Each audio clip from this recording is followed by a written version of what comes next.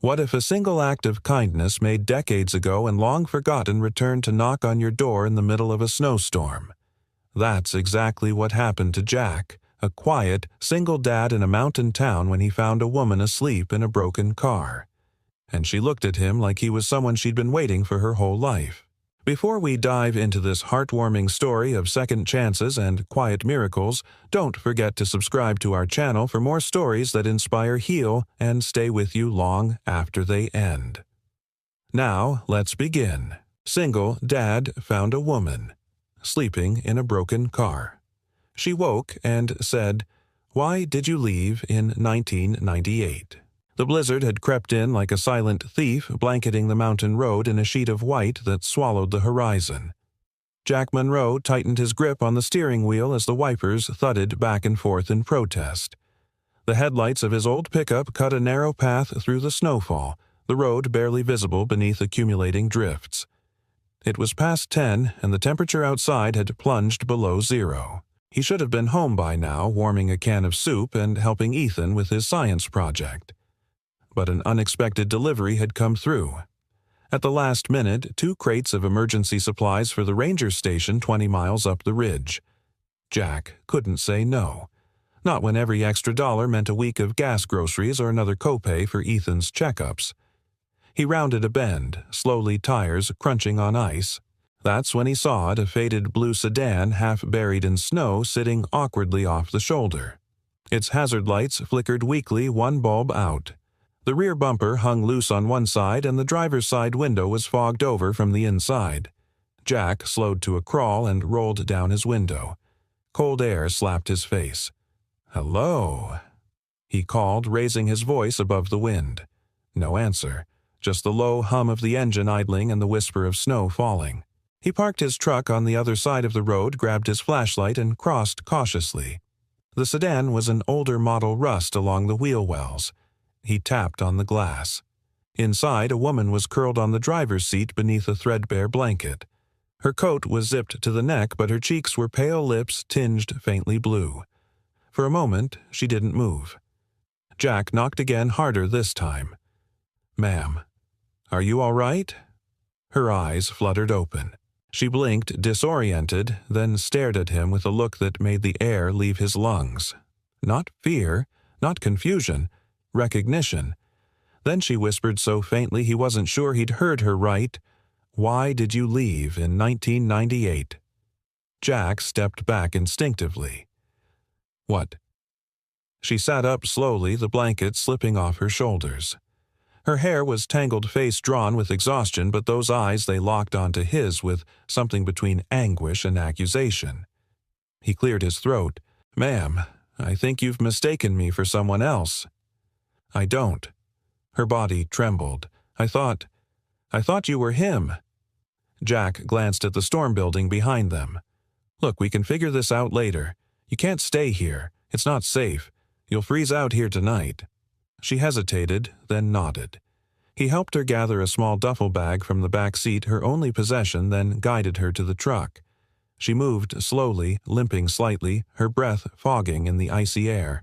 He noticed bruises on her wrists peeking from under her sleeves and filed the detail away in silence. Back in the truck, she sat stiffly, eyes cast forward.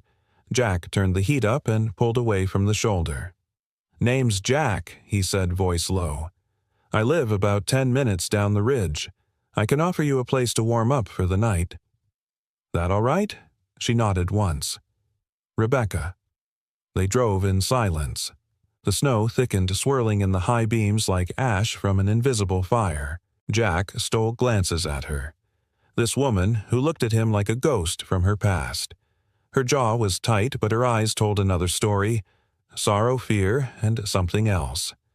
Something fragile. Hope, maybe. The cabin came into view, nestled among pine trees bowed with snow. Jack parked under the awning, killed the engine, and led her inside. It wasn't much, just a wood stove, 2 bedrooms and walls lined with books and photographs, but it was warm. Lived in. Safe. Ethan, Jack's 12-year-old son, sat at the kitchen table with a pencil in hand and a sleepy scowl on his face. "You're late," Ethan said, then paused as he saw the woman behind his father. "Who's that?" Jack set Rebecca's bag down gently. "This is Rebecca. Her car broke down. She'll be staying the night." "Go get another blanket from the closet, will you?" Ethan nodded, disappearing down the hall. Rebecca stood awkwardly near the door, clutching the strap of her bag. "I didn't mean to cause trouble." "You didn't," Jack said. "Trouble would have been driving past you." He handed her a mug of instant cocoa. She cradled it, eyes finally meeting his again.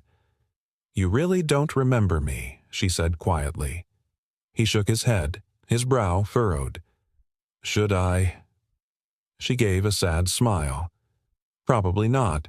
It was just a moment. In 1998. A train station. I was 17. You gave me a ticket home." Jack went still. I was sitting on a bench, she continued, crying. "My wallet had been stolen, and I didn't have a way back. I was thinking about doing something awful. Then you came out of nowhere, handed me a ticket, and said, 'You look like you've been waiting to be saved.'" Jack stared at her. Slowly, fragments stirred Salt Lake City Christmas lights through falling snow, a girl on a bench, but they slipped through his fingers like mist. "I was young," he said finally. "Passed through town once for a job. Could have been me, I suppose." Rebecca set her mug down with trembling hands. "I've been looking for you ever since. Not every day, not every year, but when things got bad, I thought of that night." Outside, the wind howled, shaking the windows. Inside, the room felt suspended as if time itself were holding its breath. Jack swallowed the lump rising in his throat. Why now? She looked down. I didn't know where else to go, and somehow that was enough. Jack took a long breath, walked over to the stove, and threw in another log. The fire cracked and hissed, casting warm shadows across the walls. "You're safe now," he said simply. For the first time since she stepped into his life, Rebecca's shoulders sagged with something like relief. But in her eyes the storm hadn't passed. Not yet, not completely. And Jack knew this wasn't the end of something. It was the beginning. Jack barely slept. He lay on the old leather couch in the living room, half listening to the fire crackling low in the stove, half listening to every creak in the walls. Rebecca had taken the spare room. He'd offered it without hesitation. But now that silence had fallen and the snow beat softly against the windows, his mind churned with questions. Why did she remember him so clearly if he was even the man she thought he was? And what kind of life had led her to be sleeping in a frozen car, bruised and alone?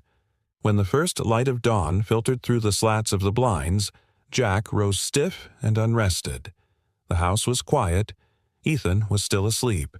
He moved toward the kitchen, started the kettle for coffee, then paused when he saw Rebecca sitting at the table. She was already awake, dressed in the same clothes from last night, her hands wrapped around a steaming mug of tea he hadn't heard her make. Her eyes were distant, watching the wind stir drifts outside the window. "You sleep at all?" Jack asked gently. Rebecca shook her head. "Didn't want to. Dreams aren't much better than reality lately." He didn't push. She turned slightly toward him. Her face, now illuminated by morning light, looked softer, but the bruises were more visible too along her jaw near her temple. Jack's gaze lingered a moment too long. "I didn't fall down the stairs, if that's what you're thinking," she said. Jack exhaled. "I didn't think you did." She nodded, once then stared back into the snow. "I left 3 weeks ago. No money, no car at first. I walked, rode buses, took that old sedan off a friend who owed me. It barely made it out of Reno." Jack leaned against the counter, arms folded. "You got family somewhere." "No one I'd want to call family," she said. "And the few friends I had, they either judged or looked away." She paused. "But I remembered this town. I remembered a boy with tired eyes and kind hands who didn't expect anything when he gave me a second chance." Jack said nothing. "I wasn't even sure it was you," she continued. "But when I saw you through the window of the gas station last night, I followed. Stupid, maybe. But—" She trailed off. "I didn't know where else to go." Jack rubbed the back of his neck. "You came a long way on a maybe." "Sometimes that's all you've got left," she whispered. Before he could respond, Ethan appeared in the hallway, hair a mess, rubbing his eyes. "Is she staying?" he asked, his voice still thick with sleep. Rebecca smiled weakly. "Just for a little while, if that's okay." Ethan looked at his dad. Jack gave a slight nod. The boy shrugged and shuffled off toward the bathroom. "Sorry," Rebecca said after a moment. "I didn't mean to complicate things." Jack poured coffee into 2 mismatched mugs and handed one to her. "We've had enough empty in this house lately. You're not a complication." They drank in silence. Rebecca's eyes fell on a photo on the wall, Jack younger bearded, holding a toddler on his shoulders, both of them grinning wide. Her voice softened. "Your son. He looks like your wife." Jack blinked. "You knew," Rebecca gestured toward the house. "There are no women's shoes by the door. Just one toothbrush in your bathroom. A boy that age should have a mom fussing over him before school. And a man like you who lets a stranger into his home in the middle of a storm, that's a man who's known loss." Jack's chest tightened. She wasn't wrong. "Megan died 6 years ago," he said quietly. "Ovarian cancer. Came fast. Ethan was 5. Rebecca's expression fell. "I'm sorry." "He still talks to her sometimes," Jack added, his voice thin. "Thinks I don't hear, but I do. Kids find ways to keep their worlds whole even after they crack. They sat with that truth for a while." Then Rebecca said, "You're a good father." Jack looked at her. "You're kind to say that. But good fathers don't always feel like good men at 2 a.m. when they've got overdue bills and a son asking questions you don't have answers to." She smiled. "Maybe that's exactly what makes you one." The moment was real, uncluttered by pity or pretense. Jack felt something in him shift slightly, like ice beginning to melt after too long in the cold.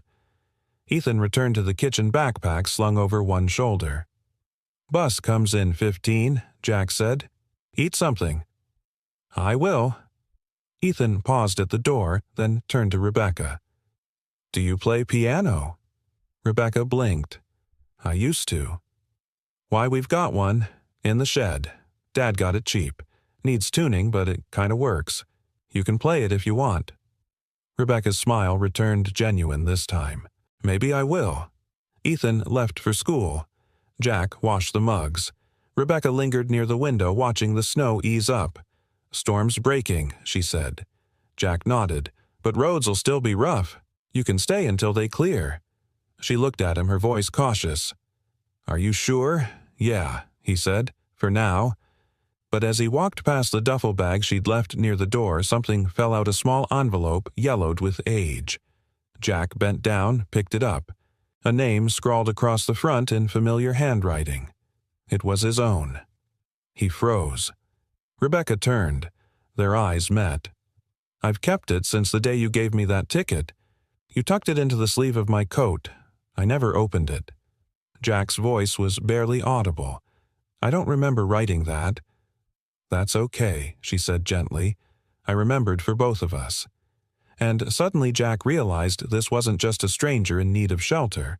This was a woman carrying part of his story. The part he'd forgotten he gave away. The envelope rested between them on the kitchen table like something sacred, fragile, yellowed, a relic from a night neither of them had truly forgotten.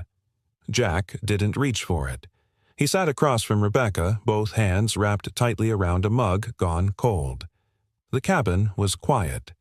Outside, the wind had died down, leaving behind a pristine blanket of snow that stretched into the woods like untouched memory. Rebecca spoke first. "I never opened it," she said softly. "Not once."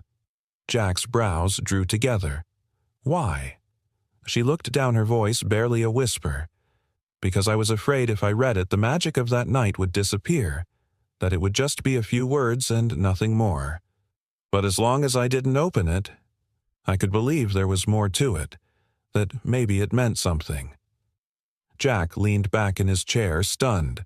He tried to recall that night with more clarity. Salt Lake City, the heavy snow, the scent of burnt coffee in the air. He had only been there for a day, passing through after losing a job on a construction site outside Reno. Broke and broken himself, he'd stopped at the train station to consider going home. or maybe not going anywhere at all. I remember seeing someone crying. He said finally, the words emerging like fog on a mirror. A young girl on a bench. I remember thinking she looked like she'd already given up. Rebecca's eyes glistened. That was me. I didn't think I had anything to give, Jack said, shaking his head. But I had that extra ticket. My buddy bailed on me last minute. I was going to eat the cost, but something in me said, she needs it more. I didn't think it would matter. Rebecca swallowed hard. It saved my life. Jack looked up sharply. She nodded slowly, hands trembling as she finally reached for the envelope. She didn't open it, just traced her finger along his name. I was 17, she began, and alone. My mom kicked me out after I told her I was pregnant.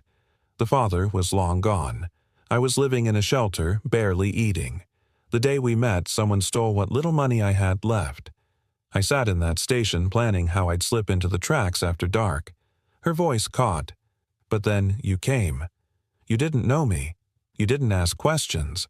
You just handed me the ticket and said, you look like you've been waiting to be saved. Jack stared at her, stunned. I took the train back to a cousin's place in Oregon, she said, tears welling in her eyes. I had the baby, a little girl. I named her Hope. Jack inhaled sharply. She was my reason to keep going. I finished school, became a nurse. For a while, things were good. Then, life got harder. Wrong people, wrong choices. She looked down. I lost custody of her after my ex convinced the court I wasn't stable. Jack's chest ached. Did you try to fight it? Of course, she said, a flash of fire in her voice. But you don't win much when you're broke and sleeping in your car. There was a long pause. Rebecca's voice broke the silence again, softer now. But I always kept the envelope.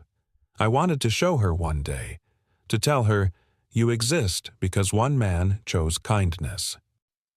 Jack stared at the envelope, stunned by the depth of what he'd unknowingly given her. I didn't know, he murmured. I never thought. One gesture. Rebecca looked at him, eyes shimmering. That's the thing, Jack. You never know how far a small act can reach. That's why I came. I didn't expect a miracle. I needed to touch the beginning again. Jack leaned forward, elbows on the table, his voice low and raw. You still looking for her? She's 12, Rebecca said, trying to keep her voice steady. Lives with my aunt in Oregon. I send letters, but they never write back. I've been fighting for visitation. They say if I can prove stability, a safe place to live, steady income. She trailed off, and Jack already saw where the pieces connected. You're hoping to stay here, he said gently. Start over. Rebecca winced. I know it's a lot. I know I'm a stranger. But this place, it feels like a beginning. Jack exhaled. I can't promise much. I work long hours. Ethan's already been through so much. I'd never hurt him, she said quickly, eyes wide. I wouldn't be here if I didn't mean that. Jack believed her. He didn't know why, but he did. Maybe it was the way she'd looked at Ethan the night before, like he was a reminder of something beautiful the world could still offer. Or maybe it was because Jack recognized the same haunted shadows in her that he'd lived with after losing Megan. We'll figure it out, he said finally, one day at a time. Her lip trembled. Thank you. As the kettle whistled behind him, Jack stood to pour more water, trying to keep his own hands from shaking. Ethan came in from school that afternoon to find Rebecca sitting at the old upright piano in the shed, her fingers coaxing a gentle melody out of the cracked keys. He watched her for a while before speaking. You're really good. She smiled over her shoulder. It's been years, but it's like riding a bike, I guess. Do you know any Christmas songs? She laughed softly. A few. He slid onto the bench beside her. We used to sing with Mom, but Dad doesn't like to anymore. Rebecca looked at him kindly. Maybe one day he will again. And as she played, the snow continued to fall beyond the frosted windows, but inside something warmer stirred. A memory given breath. A new note in a song long thought forgotten. Neither of them noticed Jack standing just outside the shed door, listening, not just to the music, but to hope and to home. The wind picked up again that night. Jack stood on the back porch in a flannel jacket, sipping lukewarm coffee while watching the trees sway beneath the weight of fresh snow. The world was quiet but tense, like the forest held its breath before something broke. His fingers curled tighter around the mug. Inside the cabin, Rebecca was helping Ethan dry dishes, laughing softly at one of his middle school jokes. Her laughter was light, almost surprising. It was the first time Jack had heard it, and it did something to him. Warmed him, unsettled him. He told himself it was the coffee, or the cold. They had fallen into a rhythm over the past few days. Rebecca cooked simple meals, helped Ethan with his writing assignments, and even tuned the old piano in the shed using YouTube tutorials on Jack's cracked laptop. Jack watched it all from the edges, quietly, cautiously, like a man who'd found a photograph he wasn't sure he was allowed to hold. But tonight, something was off. He couldn't name it. A tension in the air, or maybe in her. She'd seemed distant all day. When he'd asked if she was all right, she'd smiled too fast and said, "Just tired." But the bags under her eyes had deepened. Her hands shook slightly when she buttered toast. And now, standing in the dark beneath a sky full of tumbling clouds, Jack knew that storm wasn't just weather. It was coming from inside her. He turned toward the driveway when headlights slashed through the trees. Not just any headlights. Bright, slow-moving, deliberate. An SUV. His gut tightened. The vehicle stopped at the foot of the cabin's drive engine, idling. Jack stepped forward slowly, his boots crunching over frozen ground. The SUV didn't move. No one got out. Then, as suddenly as it arrived, it reversed tires, slipping slightly, and disappeared down the snowy road. Jack's breath came fast now. He set the mug down on the railing and went inside. Rebecca was sitting on the edge of the couch, pale, her back stiff. She looked up before he could speak. Was it him? She asked, barely a whisper. Jack hesitated, then nodded. Could have been anyone, but something didn't feel right. She closed her eyes. Her fingers dug into the blanket draped over her lap. "He's found me." Jack didn't ask how she knew. She knew. That kind of fear had its own memory, its own scent. "What does he want?" Jack asked carefully. Rebecca opened her eyes. They were wide wet with panic, but there was something hard in her voice, too. "To drag me back. Not because he wants me. Because he wants to control me. Because I had the nerve to leave." Jack paced slowly, trying to think. "Do you have a restraining order?" I tried. "But he's smart. He knows how to keep it just legal enough. I have one from Oregon, but it doesn't follow me here automatically unless I register it with the county. Then we'll do that first thing tomorrow." Rebecca looked up at him, searching his face. "You don't have to." "Yes, I do," he cut in, voice firm. "You're not going through this alone." She stared at him a long moment. "You don't even know everything." "Then tell me."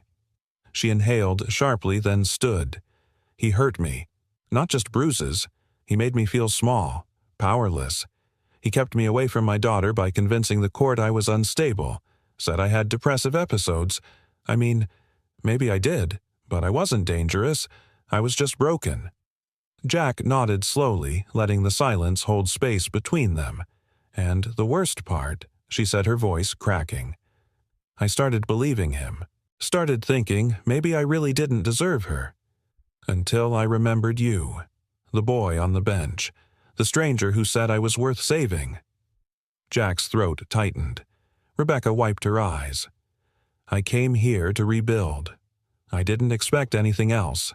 Not this house. Not your kindness. Not Ethan's warmth. I just wanted to survive." Jack stepped closer, his voice low. "You deserve more than surviving." A long pause. Then the front door rattled. They both jumped. Jack moved quickly, checking the lock. Still secure. He peeked through the curtain but saw nothing, just shadows cast by wind-blown branches. But the unease lingered. "I want you both in my room tonight," Jack said. "I'll sleep out here, just in case." Rebecca hesitated.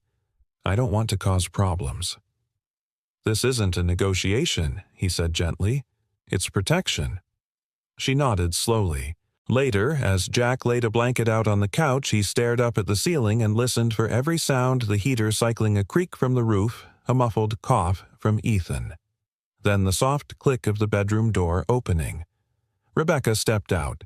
She was wrapped in one of Megan's old robes, the blue one with the frayed cuffs. Her hair fell over her shoulders, eyes shadowed with something deeper than fear. "I can't sleep," she said. Jack sat up, rubbing his neck. "Me neither." She sat on the arm of the chair near the fire, close but not too close. "Did you ever feel like you were just waiting for the next bad thing?" she asked. "Even when everything's quiet, all the time after Megan passed," he said truthfully. "I used to check Ethan's breathing every hour, like I was daring the world to take one more thing." She looked at him. Truly looked. "How do you stop?" "You don't," he admitted. But after a while, the quiet starts to feel real again. Rebecca exhaled, and her shoulders sank, a little relief mixed with sorrow. "I'm tired, Jack. Tired of running. Tired of being afraid." "You don't have to run anymore," he said. "Not here." The room was warm, silent but full. Rebecca stood, and for a heartbeat, Jack thought she might lean in, say something, reach for his hand. But instead, she placed something on the table beside him, the envelope. "I think I'm ready to open it now," she whispered. "But I want to read it in the morning, with sunlight." Jack nodded. When she disappeared into the hallway, he sat back and stared at the small, time-worn letter. Snow still fell outside, but inside the storm had shifted, and morning would come. Morning came without fanfare, just a slow melting of shadows across the walls and the steady creak of pine trees thawing in the cold. Jack sat at the kitchen table, watching the kettle steam. He hadn't slept. Not really. He'd drifted off sometime after 3, but his dreams had been filled with strange echoes. Train whistles, snow swirling through high ceilings, and a teenage girl on a bench who wouldn't lift her face. Now he was back in the quiet, staring at a letter he didn't remember writing. The envelope sat unopened between his fingers, brittle at the edges, but still intact. Rebecca hadn't come out of the bedroom yet. Ethan had already left for school, throwing his backpack over one shoulder and tossing Jack a look that said more than it asked. "Are we okay?" Jack had nodded. Just once. Not a yes, not a no, just holding steady. The bedroom door opened, soft creak and all. Rebecca stepped into the kitchen wearing a faded sweater over jeans, her hair pulled back into a loose ponytail. She looked better this morning, still tired, but not brittle. "You didn't open it?" she asked gently, eyeing the envelope. Jack shook his head. "Didn't seem right to do it without you." She sat across from him, her hands folded on the table. The silence between them wasn't tense, it was waiting. Rebecca inhaled. "Do you want to?" He hesitated, then nodded. He slid a butter knife gently under the flap and opened it slowly, careful not to tear the paper. Inside was a single page folded in thirds. Jack unfolded it and began to read aloud, his voice quiet at first, then growing more steady. "December 20th, 1998. If you're reading this, I guess you took the ticket. I don't know your name, and maybe we'll never meet again. But something about the way you sat there, like the world had already decided who you'd be, it didn't sit right with me. I've had bad days, too. Days when it felt like nothing would get better. But there was still something in you that looked like hope. So take the ride. Go home or go forward or just get out of here. Maybe this is nothing. Or maybe it's everything. But tonight I needed to believe that kindness could still mean something. And maybe you did too." Jack Monroe. When he finished, Jack laid the letter on the table between them. His throat felt dry. The room was silent but thick with emotion, like the words still echoed in the walls. Rebecca didn't speak for several seconds. Then quietly, "You wrote that not knowing anything about me, not even my name, but it was the only thing in the world that made me feel seen." Jack looked up. "I didn't remember writing it. Not fully. But now—" "You do?" He nodded slowly. "Yeah." Rebecca reached out her fingers, brushing the edge of the letter. "You saved me, Jack. Not just that night. You gave me something I didn't have permission to believe I was worth saving." Jack sat back, the weight of those years settling into him. "And I never knew." "That's the thing about kindness," she said. "You don't always get to see where it lands. But that doesn't mean it didn't grow." A silence passed between them, not empty, but full. Then Jack stood, walked to the cabinet, took down a small tin box from the top shelf, one he hadn't opened in years. He set it on the table, popped the lid. Inside were old things, dusty things. A photo of Megan holding a toddler Ethan, a movie stub from their first date, a worn ribbon from the hospital nursery, and beneath them a journal leather-bound, cracked with age. Jack flipped to the middle and ran his finger down a page. December 1998. "I kept a journal back then," he said. "Tried to write when things got too loud in my head." He read from it quietly. "Saw a girl at the station today. Looked lost in more ways than one. Gave her my spare ticket. Didn't know what else to do. I hope it gets her where she needs to go. I hope it means something." Rebecca covered her mouth, eyes glassy. "You wrote it down." Jack nodded. "I guess I needed to believe in something, too."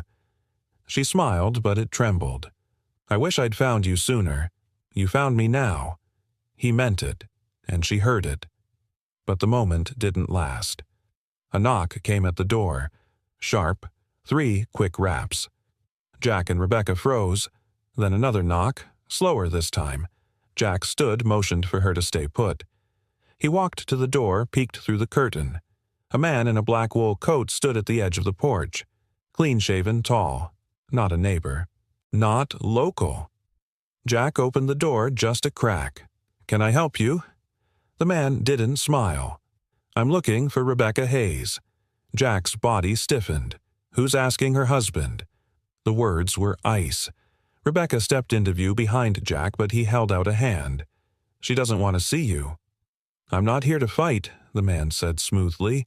"I just want to talk." Rebecca's voice came from behind. "Then you can talk through my lawyer." The man's gaze flicked to her. "You've had lawyers before. You never win." Jack stepped forward, shoulders squared. "She's not alone this time." A long pause. Then the man gave a tight, mocking smile. "We'll see how long that lasts." He turned and walked down the porch steps, climbed into the SUV Jack had seen the night before, and drove away slowly, deliberately leaving deep tracks in the snow. Jack closed the door and locked it. Rebecca was shaking. Her breath came in shallow bursts. Jack touched her shoulder. "We'll go to the sheriff. Register your protection order here. You'll be safe." She nodded, tears brimming. "I'm not running this time." Jack looked at her and saw not the girl from the train station, not the woman from the broken car, but someone standing her ground even as her knees buckled. And in that moment he realized something else. This wasn't about saving her anymore. It was about standing beside her while she saved herself.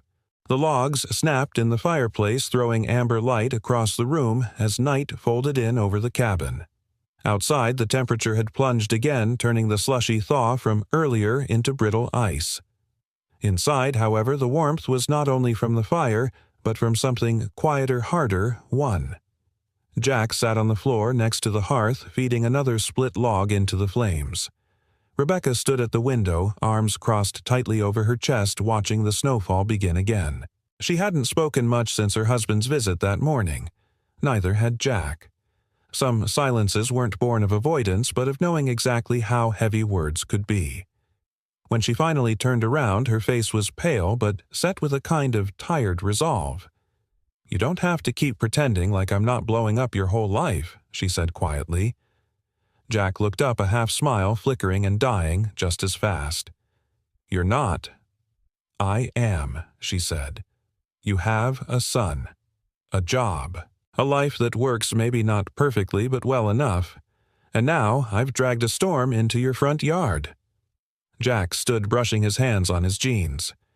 "You didn't drag the storm, Rebecca. It was already coming. You just walked into it trying to find shelter." Her eyes shimmered in the firelight.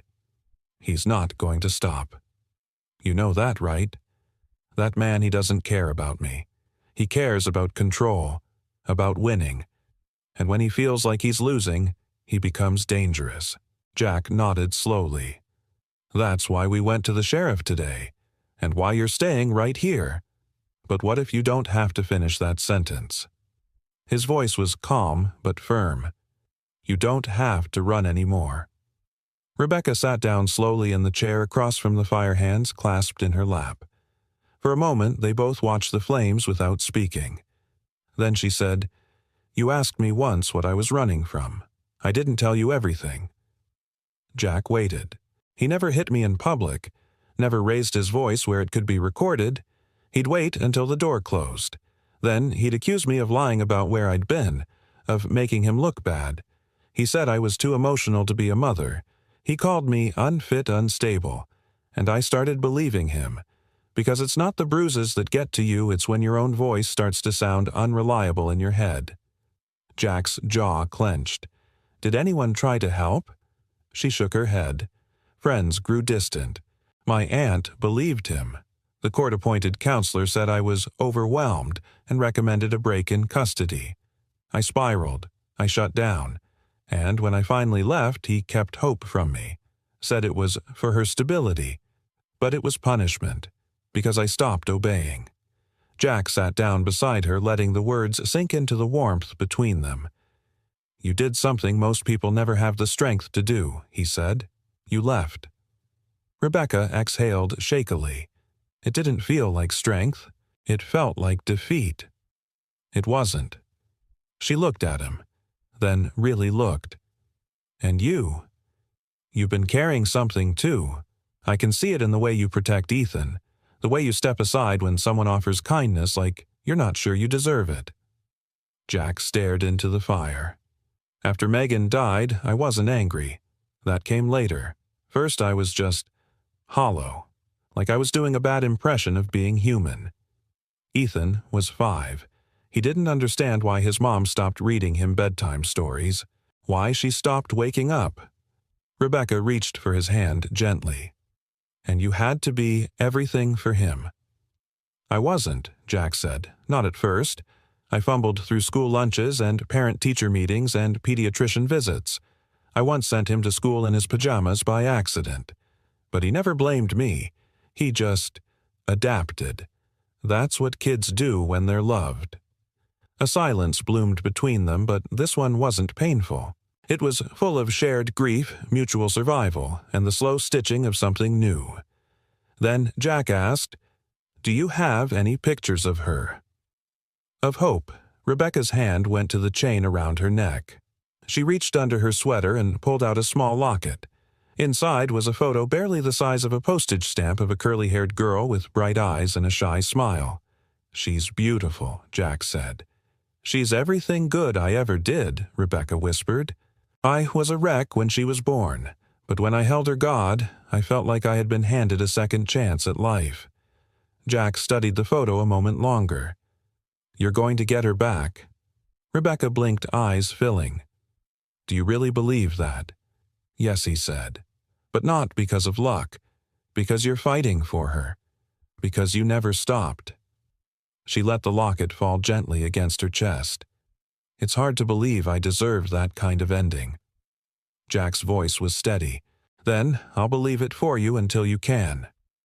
Suddenly the fire flared, a log collapsing with a burst of embers. Jack stood to stoke it, but Rebecca didn't move. She sat there motionless as tears finally spilled down her cheeks, quiet, unforced, like snow melting beneath spring light. "I haven't cried in front of anyone in years," she said, wiping her face with her sleeve. Jack looked over his shoulder. "That's not weakness. That's coming back to life." She smiled through the tears. "You sound like someone who's read too many grief books." He chuckled. "Nope. Just someone who's spent too many nights staring at ceilings." A silence followed this one, thinner, more tentative. Then Rebecca said, "You know what? I remember most about that night at the train station." Jack glanced over. "What it wasn't the ticket. It wasn't the letter. It was that you didn't look away. You saw me. Not as a problem. Not as a lost girl. Just as someone worth stopping for." Jack's chest ached in a way that felt like healing. I remember your eyes." She added softer now. "They looked exactly like they do now, like they're always searching for who needs saving next." Jack crouched by the fire, meeting her gaze. Maybe this time he said I was just trying to save myself. And in that fragile quiet, as the flames crackled behind them and the snow whispered against the glass, something between them solidified, not as rescue, not as romance, not yet, but as trust. And trust, Jack knew, was the beginning of everything. The town of Pine Haven shimmered under a fresh coat of snow sunlight bouncing off rooftops like diamonds scattered by a careless hand. It was the kind of day that looked gentle from a window, but bit the skin hard if you stayed outside too long. Jack pulled the truck into the parking lot behind the community clinic and cut the engine. Rebecca sat in the passenger seat adjusting the scarf around her neck, her fingers visibly trembling. "You sure about this?" he asked. She gave a tight nod. "They said the clinic has an opening. Part-time nursing support. It's not much, but it's a start." Jack turned to her voice, firm but kind. "You don't owe anyone a flawless first impression. You just have to be you." Rebecca gave him a weak smile, then opened the door before she could talk herself out of it. The clinic wasn't large, just 4 examination rooms, 1 front desk, and a break room that smelled like instant coffee and expired granola bars, but to Rebecca it looked like the first open door in years. Inside, the receptionist glanced up. A woman in her late 50s with reading glasses and a cardigan so thick it could have doubled as insulation. "You, Rebecca Hayes?" she asked. "Yes, I'm here about the support nurse position." The woman looked her up and down. "You come highly recommended. Sheriff Matthews said we ought to make room for you." Rebecca blinked. The Sheriff Jack stepped up behind her. "We talked to him yesterday. Told him what you've been through. He vouched for her. Said if anyone deserves a second chance around here, it's you." The receptionist softened. "Well then, come on in. Dr. Powell will see you." Rebecca turned to Jack. "You don't have to wait." "I'm not going anywhere," he said simply. The interview didn't take long. Dr. Powell, a wiry man with silver hair and sharp but kind eyes, reviewed her license, asked about her experience, and nodded thoughtfully at her answers. She didn't over-explain, didn't plead. She simply presented her truth with quiet confidence. When she emerged, 20 minutes later, her cheeks were pink, but not from cold. "I start Monday," she said. Jack smiled. "That's progress." Rebecca exhaled like she'd been underwater too long. "It's the first yes I've gotten in years." Back in the truck, she looked out the window as the town passed them by. "Do you think it's weird? That I feel guilty for something going right?" Jack didn't answer at first. Then he said, "No, I think it means you remember what it's like when everything didn't." They drove in silence for a while. Back at the cabin, Ethan was waiting on the front porch backpack on bouncing a rubber ball off the steps and catching it lazily. When he saw Rebecca, he grinned. "Did you get the job?" She nodded, surprised by how much his reaction mattered to her. "That's cool," he said. "You gonna be working with sick people and stuff? Something like that?" He hesitated, then said, "Dad says you're trying to get your daughter back." Rebecca blinked. "He told you that?" Ethan shrugged. "He tells me the truth, even when it's hard." Rebecca sat beside him on the step. "She's 12. Her name's Hope." Like the word, exactly like the word. He looked down at the ball. "Do you miss her all the time?" "All the time," she whispered. Ethan didn't say anything for a moment. "Then I miss my mom like that, too." They sat there, 2 wounded souls in different stages of healing, and Rebecca felt something deep inside her start to soften. That evening, she stood in the kitchen slicing carrots for stew when Jack came in holding a thick envelope in one hand. "This came in the mail," he said. She wiped her hands and took it. Her name was handwritten on the front. She recognized the address, the courthouse in Oregon. Her breath caught. With shaking hands, she opened it and unfolded the letter. "They've scheduled the hearing," she said, voice tight. "In 3 weeks. I'll need to provide proof of income, stable housing, and a personal reference." "You have all 3, Jack said. She shook her head. "A paycheck stub and a roof are one thing. but a reference who's going to vouch for someone with a past like mine. Jack didn't hesitate. I will. Rebecca looked up, startled. You're living under my roof, helping raise my son. You're steady, responsible, and more courageous than half the people I know. They want a witness to your character. They've got one. She stared at him, her voice barely a whisper. Why are you doing this? Jack's expression softened, but his eyes stayed steady. Because someone once told you that you were worth saving, and now you're proving them right. The next morning, Rebecca stood at the mirror pulling her hair back before her shift at the clinic. She looked at her reflection and didn't flinch. The bruises were gone. The scars weren't. But she wasn't hiding anymore. In the hallway, Ethan knocked once. Rebecca, come in. He stepped in holding out something in his hand, a pencil drawing on crumpled paper. It was a sketch of her at the piano, a little girl sitting beside her. Hope drawn from imagination. Rebecca pressed a hand to her chest. Did you draw? This Ethan shrugged. I thought it might help. You know, for court. If they need to see how much you care. Tears sprang to her eyes. This is more than help. Ethan looked away embarrassed. You're kind of like family now. That okay? Rebecca hugged him tight, her voice breaking. That's more than okay. In that quiet cabin under snow-covered eaves and surrounded by evergreens that never stopped reaching toward the light, Rebecca finally began to believe she was doing more than just surviving. She was rebuilding, and this time she wasn't doing it alone. The wind returned with teeth. That evening, as Jack loaded more firewood onto the porch, he caught a flash of movement out of the corner of his eye. A vehicle dark and low rolling to a slow stop just beyond the curve of the driveway. Jack's breath misted in the freezing air as he stepped to the edge of the porch, shielding his eyes from the glare of the headlights.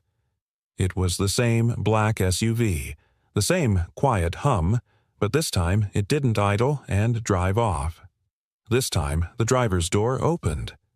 Rebecca stepped outside behind him, hugging her coat around her tightly. One look at her face and Jack knew she'd recognize the man before he even emerged. Chase. He looked exactly how Jack imagined him from Rebecca's restrained descriptions, mid-40s, clean-cut with a politician's posture and a predator's eyes. His black overcoat billowed in the wind as he climbed the porch stairs like he owned them.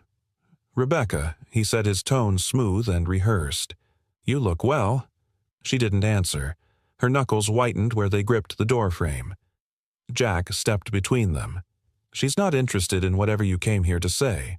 Chase's eyes flicked to him, mildly amused. You must be the mechanic turned bodyguard. No, Jack said, voice steady.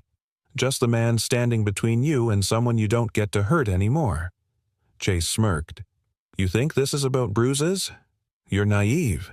This is about my daughter, and the court system that always takes the word of an unstable woman until someone puts a spotlight on the truth. Rebecca found her voice. The truth is, you made me afraid to breathe without permission. You didn't love me. You managed me. He turned to her, cold and venomous now. And you ran. With no warning, no goodbye to hope. You abandoned her. Jack took a step forward. Enough. Chase's tone shifted, silken again, calculated. This can still be settled civilly. Drop the custody motion. We avoid another public embarrassment. Rebecca's eyes didn't waver. No. He smiled, dangerous and tight. Then I'll see you in court. With a glance at Jack, equal parts curiosity and disdain, he turned and descended the stairs. I wouldn't get too attached, he called over his shoulder. She tends to collapse under pressure. Then he was gone. The SUV's tires spun briefly on the icy road, then disappeared into the tree line. Jack turned to Rebecca. Her face was pale, but her spine was straight. Her hands no longer trembled. She wasn't crying. She wasn't shaking. She was furious. I'm sorry, Jack said quietly. He shouldn't have gotten this close. She nodded, blinking hard. I knew he'd come. I just didn't know how much it would still feel like being hunted. Jack placed a hand gently on her shoulder. He's trying to get in your head. Don't let him. Rebecca let out a shaky breath. He's banking on me folding. That's how he wins. Then let's not give him that. That night, Jack called Sheriff Matthews reporting the confrontation in detail. The sheriff, already sympathetic to Rebecca's situation, agreed to file a formal report and expedite the extension of her protection order across state lines. He steps foot on your property again. Call me. Don't open the door. He's on notice now, Matthews said over the line. After hanging up, Jack returned to the living room where Rebecca sat curled on the couch, her fingers toying with the hem of her sweater. I keep asking myself what kind of man tears down the mother of his own child just to win, she said, voice hollow. Jack didn't sit. He stood across from her, the firelight flickering across his face. The kind of man who sees people as property, and when they stop obeying, he calls them broken. Rebecca looked up. I believed I was broken. For so long. But you're not. She let out a quiet, bitter laugh. I must look pathetic to you. You look like someone who's still standing, he said. That's not pathetic. That's powerful. They didn't speak for a long time after that. The fire burned low. Ethan had already gone to bed. Jack walked to the window, pulling the curtain aside just enough to scan the edge of the woods. Nothing. Just shadows. Still, he double-checked the locks. Later, when the house was silent and the wind outside howled like something ancient, Jack lay awake in bed, staring at the ceiling. His mind raced with every possibility. What if Chase filed a motion to discredit Rebecca? What if he used old photos, twisted her past into a weapon? What if Jack wasn't enough? But then he remembered something else, her eyes blazing, not with fear, but with fire. Her voice no longer cracking, but clear. Rebecca wasn't the same woman who had curled up in the driver's seat of a frozen sedan. She was someone rising. The next morning, the sky was bruised with gray as they ate breakfast around the kitchen table. Rebecca sipped her coffee, eyes focused on a single page in front of her, her official visitation petition. Jack had helped her fill it out the night before, every box checked, every field completed with care. I'll drive you to the post office after work, he said. We'll overnight it. She nodded. Then Ethan entered the room with a question she hadn't expected. Will I ever meet her? He asked, setting down his backpack. Rebecca blinked. Hope? He nodded. She's kinda my age, right? I think it'd be cool. Her heart swelled in her chest. I'd like that, if it's okay with your dad. Jack, who had been washing dishes, turned and smiled softly. I think it's more than okay. Ethan grinned, slung his backpack over his shoulder, and added, maybe she can draw too. Then we can trade sketches. When he left, Rebecca pressed her palms to her face. I wasn't ready for that. I didn't realize how much I needed to hear someone say she belonged here. She does, Jack said. So do you. Rebecca met his gaze across the table. Even after everything, especially after everything. And though the storm outside loomed large legal battles, courtrooms Chase's shadows, something had shifted. Rebecca wasn't just defending herself anymore. She was claiming what was hers. With truth, with fire, with love. The courthouse in Medford, Oregon loomed ahead, its pale stone facade sharp against a steel-gray sky. The kind of place that felt cold, even in spring. Jack guided the truck into the visitor's parking lot, knuckles white on the steering wheel. He glanced at Rebecca beside him, her jaw-clenched, eyes trained on the building like it might evaporate if she stared long enough. You can still back out, he said softly. She turned to him, her voice firm. If I do, I lose her for good. Jack gave a single nod. Then we walk in together. Inside, the hallways were sterile and humming with quiet tension. Shuffling papers murmured names, bailiffs standing stiff-backed. Rebecca had traded her usual jeans and sweater for a navy blue dress and blazer borrowed from a neighbor.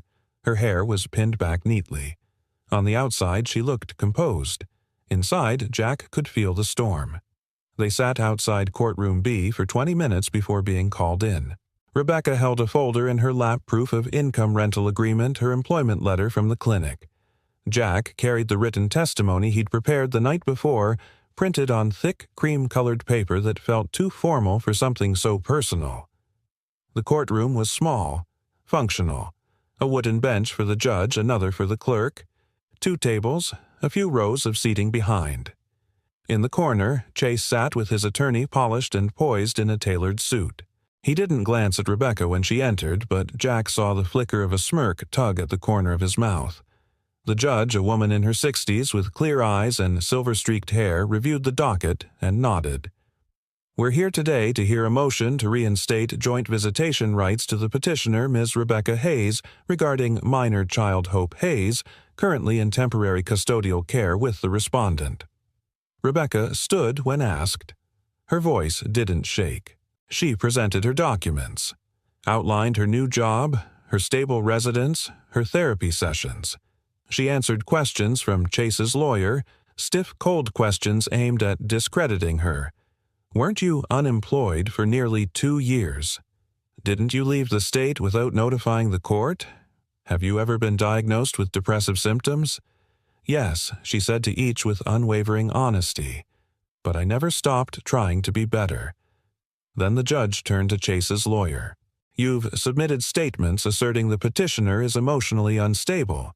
Do you have a witness present?" "I do," the lawyer said, standing. "However, the petitioner has submitted a personal reference that we have not yet reviewed." Jack rose from his seat. "I'm the reference," he said, walking toward the stand. Chase's lawyer frowned. "Please state your relationship to Ms. Hayes." Jack took the oath, then met the judge's gaze squarely. "My name is Jack Monroe. I'm a single father, a mechanic in Pine Haven, Nevada, and Ms. Hayes has been living in my home for the past 2 months. Chase leaned forward, slightly interested now. Jack continued, voice even, but laced with quiet power. "When I found Rebecca, she was sleeping in her car during a snowstorm. She didn't come to my door asking for charity. She came trying to survive." He looked at the judge. "I've seen trauma before. My wife passed when our son was 5. I know what it's like to be broken and keep showing up for someone who depends on you. Rebecca has shown up for my son, for herself, and now for her daughter. She is not reckless. She is not unstable. She's the strongest person I know." He paused, letting the silence settle like dust. "If we're here to determine whether this little girl has a mother who's worthy of her time, her presence, then you're wasting your time. Because that little girl is already lucky. She just doesn't know it yet." Chase's lawyer made an objection. "Mr. Monroe has no formal custody or legal authority. His opinion is anecdotal." The judge raised a hand. "Noted, but testimony regarding character is still admissible." Jack sat down. Rebecca looked over at him, eyes wide with gratitude. Then the judge turned to Chase. "Mr. Hayes, would you like to make a statement?" Chase stood. His voice was smooth as silk. "Your Honor, I'm simply trying to provide consistency for my daughter. I have no interest in keeping her mother from her if Ms. Hayes can demonstrate long-term stability." The judge raised a brow. "So, you are not contesting visitation. I'm asking for it to be conditional," he said, smiling faintly. "Supervised, until such time as the petitioner proves over time that she can offer a safe, consistent environment." Rebecca opened her mouth to object, but the judge held up a hand. "I've heard enough." Everyone sat frozen. The judge leaned back, scanning the file before her. "This court recognizes the previous issues regarding employment housing and emotional stress. However, I also see evidence of recovery, gainful employment, verified residence community support, and personal testimony of character." She looked up. "Temporary supervised visitation is granted beginning next week. The court encourages both parties to pursue mediation and establish a regular visitation schedule. A full review will be held in 90 days. Rebecca let out a sound that was half sob, half laugh. Jack placed a steadying hand on her back as she slumped slightly, like the air had finally come back into her lungs. Outside the courtroom, Rebecca walked down the steps slowly, her heels echoing across the concrete. She stopped at the bottom, pulling in a breath of cold, wet air. "I didn't win everything," she said. Jack stood beside her. You won the next chapter. She turned to him, eyes full. I get to see her. I get to hold her. He nodded. Thank you, she said, for standing with me. I didn't stand with you, he said gently. I stood beside you. Rebecca paused. Then she reached into her bag and pulled something out, an envelope. Worn. Familiar. Jack blinked. That's... She nodded. The letter. I've carried it every day since I opened it. She pressed it into his hand. I want you to keep it now, she whispered. Because I'm not surviving on hope anymore. I'm standing in it. Jack looked down at the envelope in his hand, his own handwriting from a lifetime ago. A full circle. A message sent through time. And now, a life reclaimed because of it. The road home wound through the forest like a memory, familiar, quiet, and raw. The truck's tires hummed over the pavement as snow-dusted pines blurred past the windows. Jack kept one hand on the wheel, the other resting near the heater vent, his fingers stiff from hours in the courtroom. Rebecca sat beside him, silent but not distant. Her gaze fixed on the road ahead, lips parted slightly like she was still absorbing the weight of everything. She'd held herself together until the truck had pulled out of the courthouse lot. Then came the silence, the kind that didn't need comfort, just space. Now, somewhere between Medford and the cabin, she spoke. I thought it would feel more victorious. Jack nodded slowly. It's not the movies. It's real life. I know. She paused, eyes shimmering. I pictured her running into my arms. I pictured everything I've missed being wiped away. But instead, I'm going to see her for 1 hour a week, with someone else watching. Jack didn't offer false hope. He didn't say it was a step, or that it was better than nothing. He knew better than that. So he said the only thing that mattered. She's going to see you. Rebecca swallowed hard. Yeah. And one day he added, she's going to understand why you fought like this. She'll see the difference between someone who keeps a child out of spite and someone who climbs through fire to get back to her. Rebecca turned to him, her voice raw. I'm scared I won't be enough. You already are, Jack said, eyes still on the road. And when she meets Ethan, she'll see it too. That brought a soft laugh from her, hoarse but real. Ethan's going to try to impress her with his sketches and trivia facts. He gets that from Megan. Jack said, then smiled. The stubborn optimism. That's mine. They pulled into the driveway just after sunset. The porch light glowed warm against the fresh snow. Inside, Ethan was waiting, sitting cross-legged on the floor, working on a drawing. He looked up when they came in. Well, he asked. Rebecca smiled, slow and full of something she hadn't shown before, relief. I get to see her, starting next week. Ethan stood. That's awesome. Then he held out a folded piece of paper. I made this. Rebecca opened it carefully. It was a picture of 2 stick figures, one clearly her, the other a smaller version labeled Hope. They stood under a tree, smiling with a heart drawn between them. Rebecca bit her lip to keep it from trembling. This is perfect. You think she'll like it? Ethan asked. I think she'll keep it forever, she said. Just like I kept that letter from your dad. Ethan looked at Jack, eyebrows raised. Letter. Jack laughed softly. Long story. That night, after Ethan had gone to bed, Jack found Rebecca standing outside on the porch wrapped in a blanket, her breath rising in soft clouds. She didn't look cold, just quiet. He joined her. The stars are bright tonight, she said. Jack followed her gaze. They always are after the storm. They stood in silence for a moment until Rebecca finally said, You changed everything for me. Twice.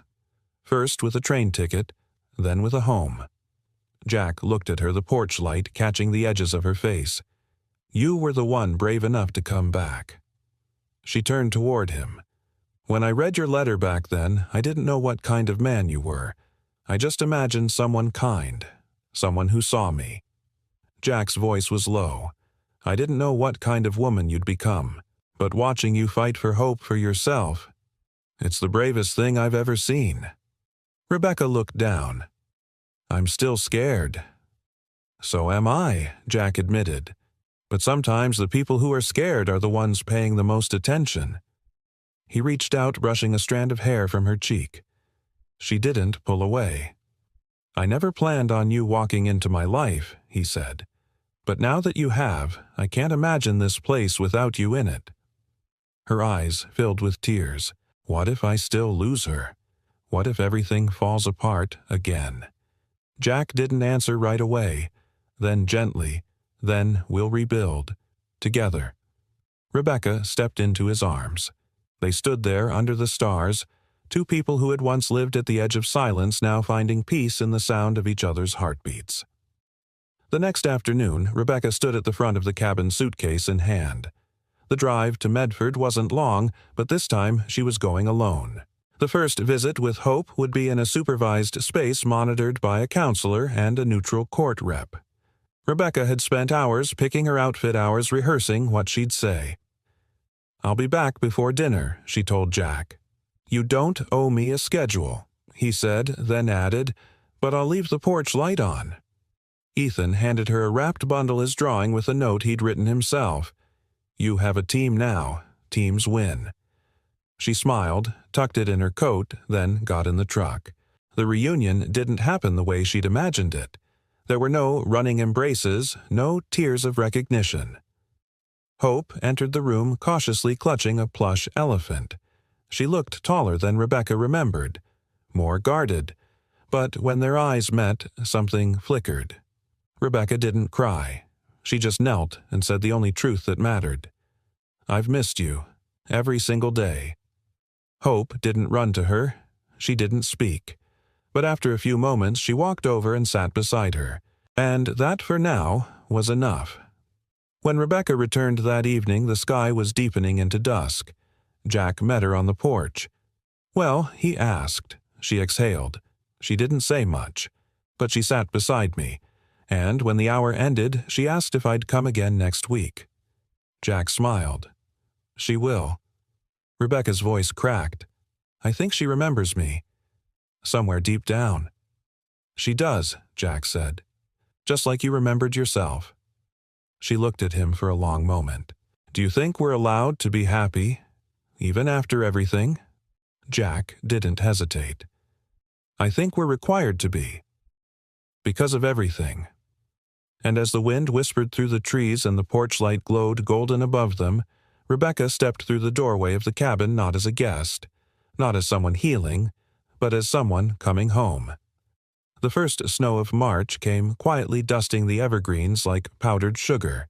Pine Haven had a way of holding on to winter longer than it should, like an old friend reluctant to leave. But the signs of spring were there: budding trees, longer sunsets, birdsong breaking the hush of morning. Jack stood at the woodpile splitting logs one by one, the rhythm steady familiar. The echo of the axe in the stillness was less lonely these days. It sounded like life being kept warm. From the open window of the cabin came the faint sound of piano music, soft, halting, but unmistakably tender. He paused, letting the melody wash over him. Rebecca was playing again. Not practicing, not remembering. Playing. Inside the cabin smelled like cinnamon and roasted apples. Ethan sat at the table sketching comic panels, his latest obsession. Rebecca, seated at the piano in the corner, hummed along quietly. Her fingers moved with grace Jack hadn't seen in months, and beside her, perched on the bench with wide eyes and a nervous smile, was a 12-year-old girl with a braid down her back and an elephant plush tucked under one arm. Hope. Their supervised visits had slowly given way to longer, unsupervised hours, then full weekends, and now this an afternoon of music and soup and normalcy. It had taken paperwork patience and more than a few tense meetings with mediators, but the judge had finally ruled in favor of shared custody. Hope would spend every other week in Pine Haven. They were building a room for her now, just off the hallway next to Ethan's. Jack stepped inside, dusting snow from his jacket. Hope looked up unsure. Jack gave her a soft smile. "You girls planning to form a band?" She giggled. just a small sound, but one that made Rebecca turn toward her daughter with wide, grateful eyes. "Hope wants to learn to play," she said. Jack nodded. "Then we'll find a piano teacher who's not half as intimidating as your mom." Rebecca rolled her eyes, laughing. Ethan looked up from his sketch pad. "We should name the band something dramatic, like the Second Chances." Hope considered this, then nodded solemnly. "I like that." Jack caught Rebecca's eye across the room. A look passed between them, not just affection, but deep, wordless knowing. They had lived through something together, fought for something together, and now they were holding it in their hands. That night, as stars spilled across the mountain sky, Jack stepped out onto the porch, the old blanket still draped over the swing. He heard the screen door creak behind him, followed by the soft crunch of footsteps. Rebecca joined him, pulling her coat tighter, her cheeks still flushed from laughter. They looked out at the woods, at the world that had held both their worst and their best. "You know," she said, "I used to think healing would feel like forgetting. Like one day I'd wake up and not remember the pain." Jack glanced over. "Does it?" "No," she said. "It feels like remembering, without drowning in it." A long silence passed. Comfortable. Full. "I thought about leaving after the first court visit," she confessed. "Packing my things, not making a fuss. I didn't want to be a burden." Jack turned to her, brow furrowed. "Why didn't you?" She looked up at him, voice barely a whisper. "Because Ethan asked me if I could stay for his birthday. And because you made space without asking me to fill it." Jack stepped closer. "You weren't a burden, Rebecca. You were the miracle I didn't know was missing." She reached into her coat pocket, pulling out something small. The train ticket. Faded, worn soft at the edges, but still intact. "I thought I'd lost it," she said. "Found it yesterday while organizing Hope's things." She'd tucked it into her sketchbook. Jack took it gently from her hands, turning it over. His handwriting was almost illegible now, but the words were still visible. "You look like you've been waiting to be saved. Go home." Rebecca touched the edge of the ticket. "Turns out I wasn't the only one saved that night." Jack's voice was rough. Maybe we were both just looking for the way back. A single light glowed from the front window of the cabin, then another Ethan's room. Then Hope's. 3 lights, 3 stories, intertwined. Rebecca leaned into him, resting her head on his shoulder. "Do you think we'll be all right?" Jack didn't hesitate. "I think we already are." They stood together, wrapped in the hush of a pine-covered world under a sky heavy with stars and promises. The past hadn't disappeared, it had simply made space for the present. For the girl who came back. For the woman who stood tall. For the man who opened a door he didn't know he'd been guarding for years. And for the family that had been waiting to find each other all along. From inside, the piano sounded again, tentative, joyful, off-key, in the most beautiful way. Jack smiled. "The Second Chances," he said. Rebecca laughed softly. "Best band name ever." And in that little cabin at the edge of the woods, under 3 lights glowing warm against the snow, something quiet and enduring took root. Not the end. But home. We'd love to know, where are you watching from? Let us know in the comments below, and if this story touched your heart, don't forget to subscribe so you never miss another moment like this. Thank you so much for spending your time with us. Until next time, take care, stay kind, and keep believing in second chances.